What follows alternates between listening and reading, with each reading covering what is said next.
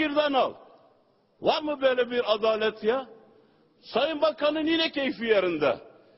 Yani gelmese bile göreve, gitse memleketi Hasankeyf'e. Hasankeyf zaten tarihi sular altında kalacak. O tarihi köprünün altında oltasını atsın, sazan avlamaya başlasın. Ama mecliste gelip sazan avına çıkmasın. Bakın açık söylüyor, burada mecliste sazan yok.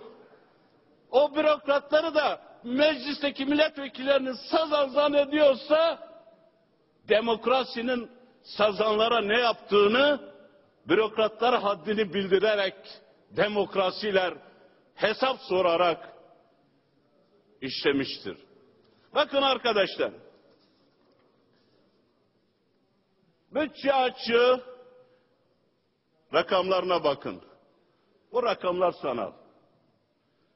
Bu rakamlara siz bu kafayla seçim geliyor. 2013'te yerel seçim var.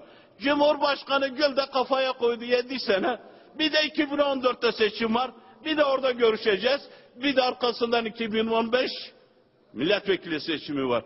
Vallahi bu 3 hendeyi de atlatırsanız biz de bir daha vekillik yaparsak namerdiz. İstifayı basıp eve gideceğiz. Yazıyorum buraya. Ama siz de iktidar olamazsanız benim gibi sözünüzde durursunuz değil mi? Tamam. Peki. Şimdi bakın. Sayıştayı gizli. Dinlemesi gizli. Tanığı gizli.